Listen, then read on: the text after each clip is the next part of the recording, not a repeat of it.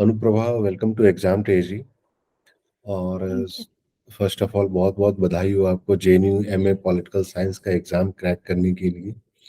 सो आप अपने बारे में एक छोटा सा इंट्रोडक्शन दे सकते हैं? आप कहाँ से हो, कहाँ से आपने पढ़ाई की? So I have done my schooling from Murshidabad. Hmm, It's a district in West Bengal, and I have done my graduation in English honors, BA English honors, from here itself. And then I started preparing in sixth semester for political science. Uh, I felt interested in that subject in my sixth semester. So, but somehow this COET changed all the things like syllabus and all, and it took time to grip the syllabus of political science as I was not having political science as my background. Yeah. So when you decided to switch from English to political science, uh, what was this decision, conscious decision, or you wanted to try political science?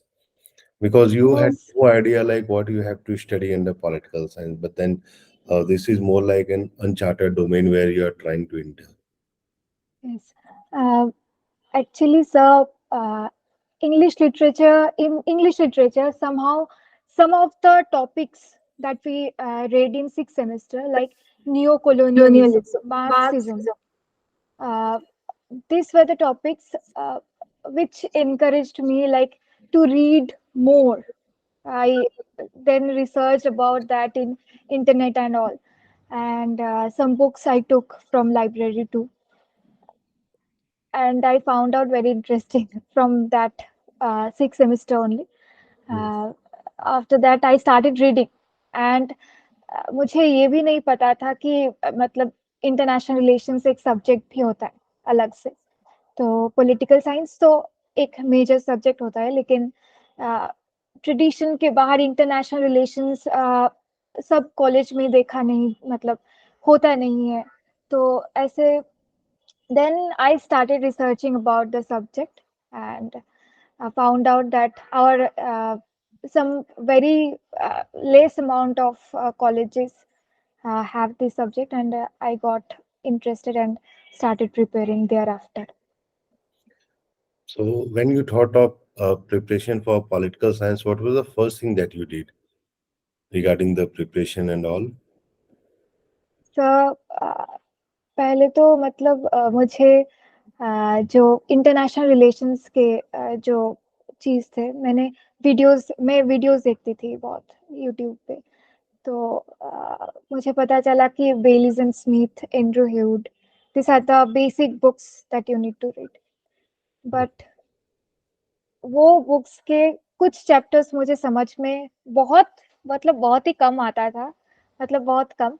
लेकिन I try to like go to other professors apart from my department professors, like political science professors, and ask them about this related topics and all, and they helped me a lot. I have read from Krishnanath College from Baharampur. My city name is Baharampur, and they helped me a lot. I am thankful to that, and like that I started the journey like that only.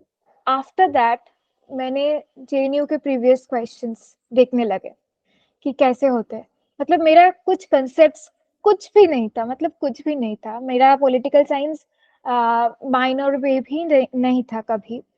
तो it became a little tough for me, but वो जो कुछ कुछ parts थे, मतलब Marxism और new colonialism, मुझे लगता था कि अगर मतलब चीजें ऐसे ही मतलब फ्लो में चलते मतलब शुरू होने लगे, मैं जेएनयू जाऊंगी तो पॉलिटिकल साइंस बैकग्राउंड से ही जाऊंगी, ऐसा मैंने। और मेरा एक और भी था कि माइंड में कि सिविल सर्विसेज के लिए अपियर होना है, तो political science as a background that can help in civil service too. I can take my optional paper in state PCS and UPSC too. That's how I started the journey. And thereafter मतलब previous year question से शुरू करें तो मतलब मुझे तो समझ में नहीं आ रहा था लेकिन आहिस्ता-आहिस्ता जब सीयूईटी का सिलेबस आया लास्ट में, एकदम मई में आया था 2022 में, हम्म। so I started OP Gaba, and as a basic book I started that, and YouTube से मैं बहुत पढ़ती थी, मतलब जो भी प्लेटो से एरिस्टोटल से लेकर जो भी चीजें थे मैं यूट्यूब पे बहुत सारे वीडियोस देखती थी ताकि कॉन्सेप्ट्स क्लियर हो। लेकिन मेरे पास उतना टाइम भी नहीं था कि मेरे कॉन्सेप्ट्स क्लियर हो, फिर पीवाईक्यूज लगाए और फिर एग्जाम में ठीक प्रिपरेशन लेकर बैठ सके। तो मेरा प्रिपरेशन के मतलब टाइम बहुत मेरे पास कम रह गया था, तो इसलिए मैं बैठ तो गई थी, लेकिन एक एक्सपीरियंस के लिए फिर मैंने सोचा कि फिर दे देंगे, फिर मैंने स्टार्ट की preparation from the basic. So overall आपको क्या लगता है, जब किसी का पॉलिटिकल साइंस बैकग्राउंड नहीं रहता है और आपका भी नहीं था, तो ऑन एवरेज पॉलिटिकल साइंस के एग्जाम के लिए कितना समय चाहिए, कितने मंथ चाहिए प्रिपरेशन करने के लिए 100% जिसमें प्रिपरेशन रिवीजन सब कुछ हो सके?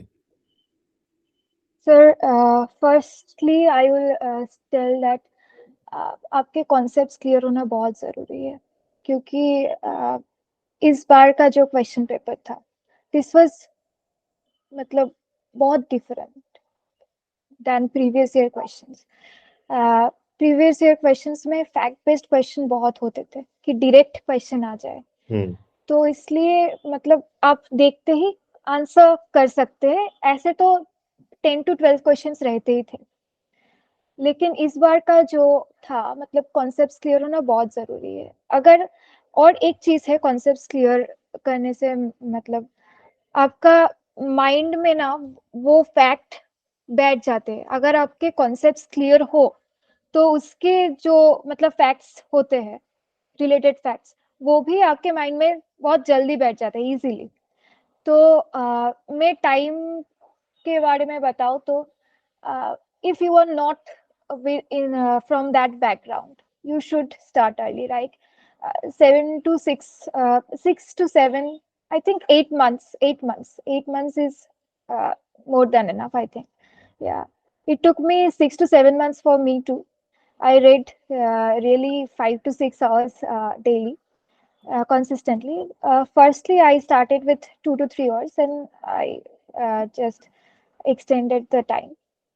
But मुझे लगता है कि 7 months आपको लग जाएगा, अगर आप ठीक से मतलब अगर आपको चाहिए कि मुझे अच्छा एक यूनिवर्सिटी मिल जाए, तो आप उस तरीके से 7 months में कंप्लीट कर सकते हैं।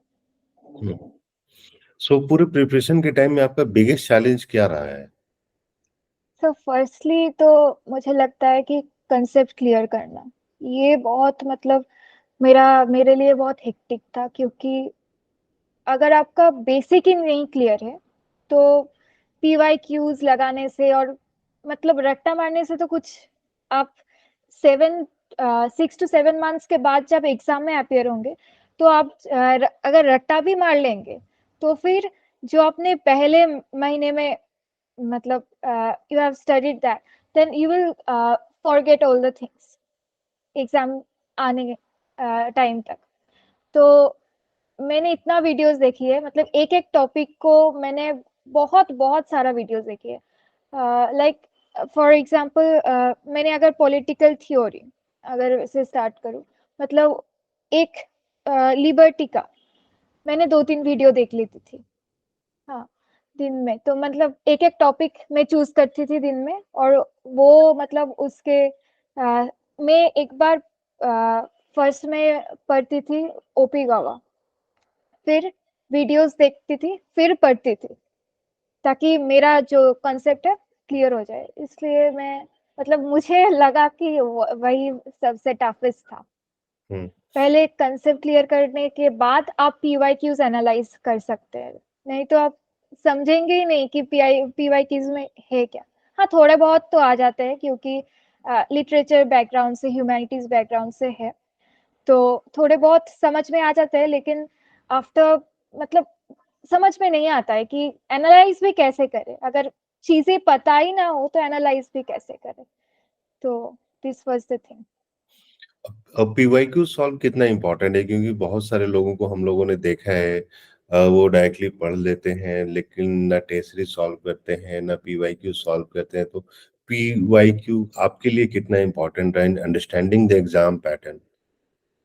बहुत बहुत आई थिंक 50-50 रोल प्ले करता है PYQs एंड आपके studies. Like if you are reading, I use to, मैं अपने पर्सपेक्टिव से बताऊँ तो I use to solve 50 PYQs every day, like every day. If I read some topic, I searched for PYQs on that only. If not, I tried to solve 50 PYQs every day. Like I used to choose some topic, I used to read that and 50 PYQs. ना भी हो तो 30 भी हो दिन में, तो मैं ऐसे रूटीन सेट करके चलती थी। तो मतलब 50-50 रोल प्ले करता है। PYQs आपका जो एक एज देता है, मतलब आप पढ़ते ही चले जाओ, लेकिन your that 2 hour is very important. The exam 2 hours that decides that where you will be in next 2 years. तो वो 2 hours में आपको क्वेश्चन दिखेंगे right in the face.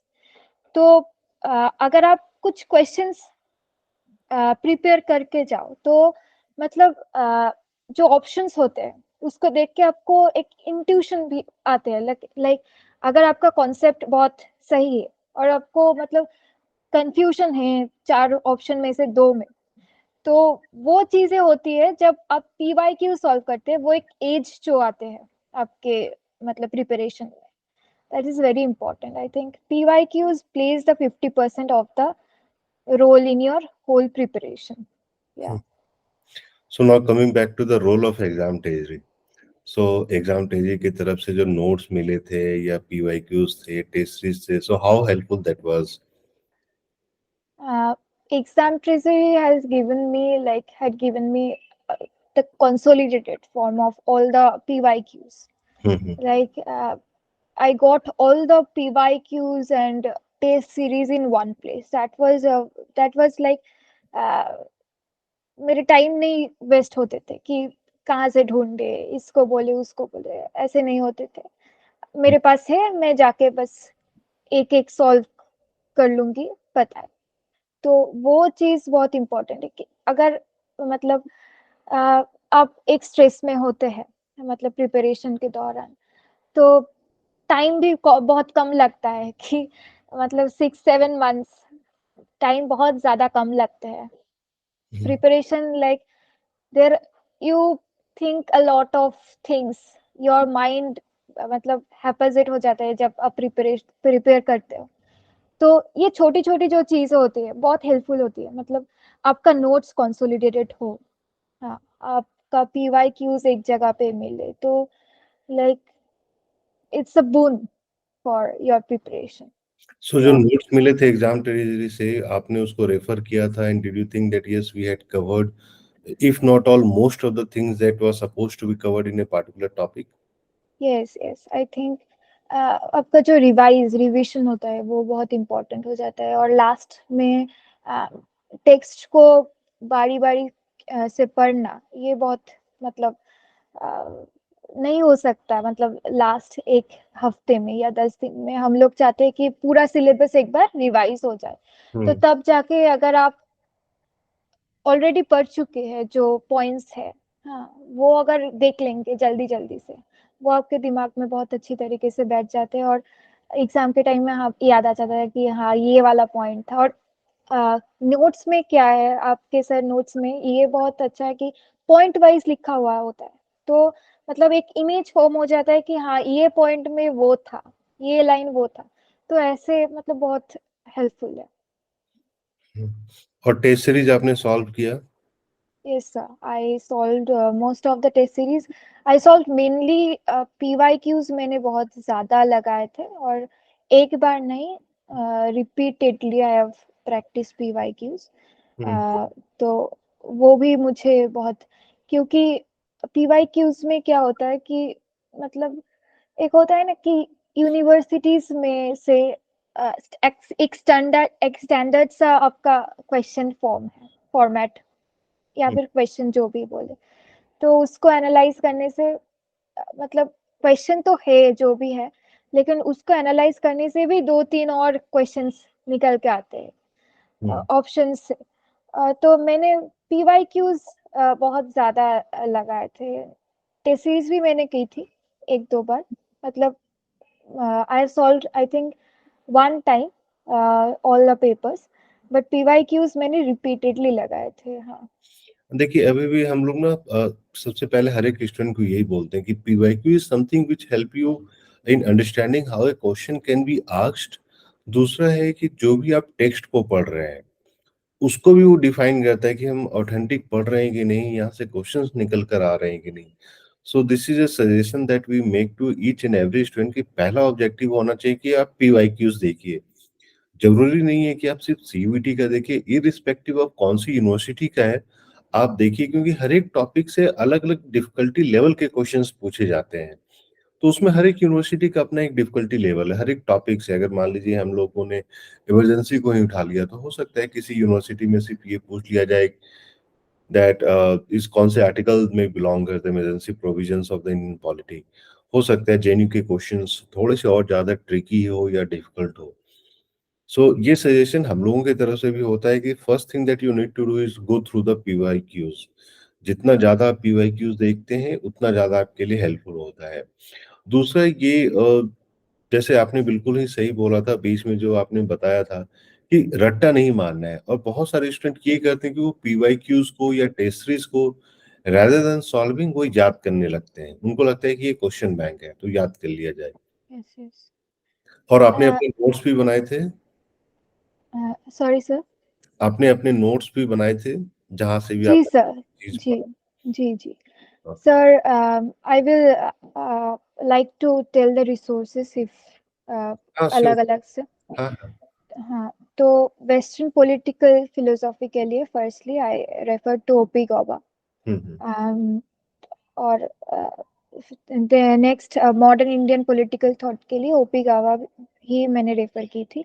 Political theory के लिए भी ओपी गावा, and international relations such topics like realism and liberalism ये मैंने बेलीज एंड स्मिथ से ही पढ़ा था।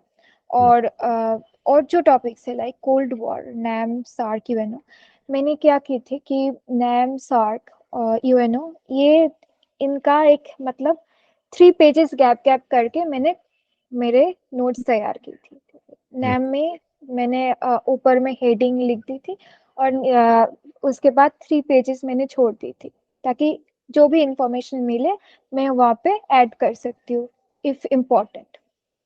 और मैंने मतलब हेडिंग दी थी, और उसके अंदर कब फाउंड हुआ था, क्या मेन जो पॉइंट्स है मैंने एकदम ऊपर बोल्ड रेड इंक से लिख देती थी। और फिर जो भी मुझे पीवाई क्यूज मिलते थे उसमें से मैं पॉइंट ऐड कर लेती थी, हम्म। मतलब specially for NAM, SAARC, UN and ASEAN and EU. UN is a huge like unexpected question can come from UN, but then if you solve the PYQs you can have an like age like हाँ ये मुझे पता था कि मैंने PYQ से solve की थी, ये चीज हो जाता है। तो मैंने ये सारे जो टॉपिक्स है मैंने ऐसे की थी। और इंडियन फॉरेन पॉलिसी का जो है मैंने नोट्स रेफर किए थे, आपके नोट्स रेफर किए थे, और मैंने इंटरनेट से भी कुछ कलेक्ट करके इधर उधर से मैंने थोड़ा नोट बनाया डिजिटली। तो हम्म। वो and Indian government and politics, इसके बारे में मैं थोड़ा बोलना चाहती हूँ कि ये जो टॉपिक है मतलब पॉलिटी का, ये पिछले बार का जो क्वेश्चन था 2022 में, इसका वेटेज बहुत ज्यादा था। हम्म। और मतलब मैंने मतलब पीपल वर थिंकिंग दैट इसमें से ही ज्यादा आएगा इस बार से, लेकिन ऐसा नहीं हुआ इस बार। इस बार तो कॉन्सेप्ट बेस्ड क्वेश्चंस बहुत ज्यादा थे। तो ये जो टॉपिक है मैंने लक्ष्मीकांत से ही पूरे कवर की थी। हम्म। और ये टॉपिक बहुत फैक्ट बेस्ड होते हैं, तो आपको मतलब एक बार नहीं, 2 बार नहीं, 4-5 बार पढ़ने को भी लग जाता है, मतलब बहुत टाइम टेकिंग भी होता है और फैक्ट बेस्ड होते हैं। तो मतलब आपका अगर मेमोरी बहुत सही है तो 3-4 बार में भी हो जाता है, लेकिन मुझे तो 5-6 बार पढ़ना पड़ा और मैं बहुत डरती थी कि इस टॉपिक में से ही अगर क्वेश्चन आ जाए तो अगर मतलब 2022 के जैसा हो जाए तो मतलब तो मैंने बहुत पढ़ी थी इस टॉपिक, लेकिन नहीं आया as such. Questions were not मतलब बहुत हार्ड नहीं थे। हम्म। और कंपैरेटिव गवर्नमेंट एंड इसमें भी मैंने कुछ बुक्स तो रेफर नहीं की थी। इग्नू मटेरियल्स जो थे उसमें से कुछ टॉपिक्स मैंने उठाए थे और यूट्यूब वीडियोस से भी उठाए थे। हम्म। पब्लिक पॉलिसीज के लिए एक 2 या 3 चैप्टर्स में पब्लिक एडमिनिस्ट्रेशन से कवर की थी बुक इन ग्लोबलाइजिंग वर्ल्ड पिद्दू चक्रवर्ती के, क्योंकि पिछली बार क्या हुआ था, पब्लिक एडमिनिस्ट्रेशन से क्वेश्चंस आए थे सिलेबस से बाहर। तो हम्म। मुझे लगा कि इस बार भी अगर आ जाए तो मैंने कवर की थी। और general issues of contemporary relevance, इसमें भी नेशनलिज्म का जो है वो एक इग्नू का एक मटेरियल है, उसमें से मैंने कवर की थी और ग्लोबल जस्टिस में भी। और क्लाइमेट चेंज में मैं बोलना चाहती हूँ PYQs are enough, like Kyoto protocol कब हुआ था, इसका एम क्या है, पेरिस एग्रीमेंट। लाइक आप अगर देखते हैं पीवाई क्यूज, अगर पेरिस एग्रीमेंट कब हुआ था तो आप इंटरनेट में जाके पढ़ लीजिए थोड़ा और कि एम्स क्या है, क्या चीज है ये। तो ऐसे करके मतलब क्लाइमेट चेंज आपका कवर हो जाएगा। तो हाँ, रिसोर्सेस यही थे। सो 3 सजेशंस जो आप देना चाहिएगा आने वाले टाइम में जो भी स्टूडेंट्स प्रिपेयर कर रहे हैं, तो आपकी तरफ से क्या होगा? Firstly I would say question pattern change हो गया है, मतलब मुझे तो लगता है सही हुआ है, क्योंकि फैक्ट बेस्ड क्वेश्चन ठीक है, लेकिन कंसेप्ट क्लियर करना बहुत ज़रूरी है। अगर अगर आपका कॉन्सेप्ट क्लियर है तो फैक्ट वाले क्वेश्चंस आपके आसानी से कवर हो सकता है हम्म। पीवाईक्यू से। लाइक सम कोट्स भी आपको समझ में आने लगेंगे आपका जब कंसेप्ट क्लियर हो हो जाता है। लाइक लास्की का क्या थ्योरीज थी, हाँ, कोट्स भी ऐसे ही होते हैं कि आप मतलब समझ सकते हैं कि ये लास्की का ही होगा। हम्म। प्लेटो की क्या थ्योरीज थी, अगर कोट्स दी जाए तो आप समझ सकते हैं कि रिलेट कर सकते हैं कि क्या हो सकता है। तो कंसेप्ट क्लियर करना is very important firstly. And sir consistent रहना is very important. Hmm. Like if you study for 6 hours for one day and next day you are studying nothing, that's not going to help you. And third is आपका जो मतलब बोलते हैं ना कि intuition काम करेगा। आई ये पहले ही जो मैंने पॉइंट बताई थी कि कंसेप्ट क्लियर होना बहुत ज़रूरी है। इस बार का अगर आप क्वेश्चन देख लेंगे, एक इलेक्शन कमीशन से क्वेश्चन आया था। Hmm. And of emergency led to decline of election commission से, मतलब ये एक पॉइंट था। बहुत ही वेग पॉइंट था, बहुत वेग एक पॉइंट था, मतलब आउटलैंडिश। ये नहीं हो सकता कि हम लोग को पता है कि इलेक्शन कमीशन कैसे डिक्लाइन हो सकता है। तो हम्म। ऐसे आप तभी इंट्यूशन बोले या फिर एलिमिनेशन टेक्निक बोले, तभी काम करेगा आपका जब कंसेप्ट क्लियर हो, आपने हार्ड वर्क की हो, आपका सिलेबस कंप्लीट है और रिवाइज भी आप करते रहे। Revision is very important, very much important. आपका स्टडी हो या फिर पीवाईक्यूज हो, पीवाईक्यूज भी रिविजन करना चाहिए, एक बार से नहीं होता। And lastly sir, it's not for like for CUET students only.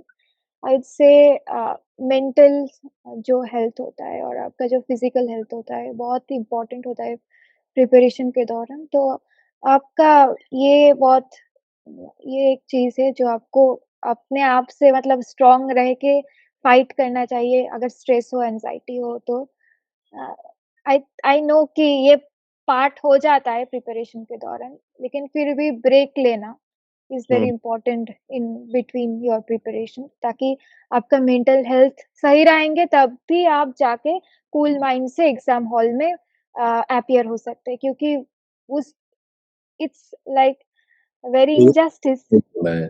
It's very injustice to decide वो 2 आवर में कितने नॉलेज है एक इंसान के पास। हुँ, अ, हुँ, लेकिन कंपटीशन इज़ देयर, सो हुँ। इट्स वेरी इम्पोर्टेंट कि आप आपका मेंटल हेल्थ ठीक रखें और हुँ। कूल्ड माइंड से एग्ज़ाम देने जाएँ। या दैट्स इम्पोर्टेंट। सो अनुप्रभा बहुत-बहुत धन्यवाद, आपने सारी चीज़ें अच्छे से एक्सप्लेन किया है। और इम्पोर्टेंट ये है कि आपका नॉन पॉलिटिकल साइंस बैकग्राउंड रहा है, लेकिन फिर भी आपने एग्ज़ाम का प्रिपरेशन किया। अच्छे से डिटेल में जाके प्रिपरेशन किया, थोड़ा-सा समय ज़्यादा लगता है। और ये होता है कि जो पॉलिटिकल साइंस के स्टूडेंट हैं, उनको थोड़ा-सा एज मिलता है, लेकिन आपने जी, हार्ड वर्क के थ्रू जो है उस एज को भी खत्म कर दिया।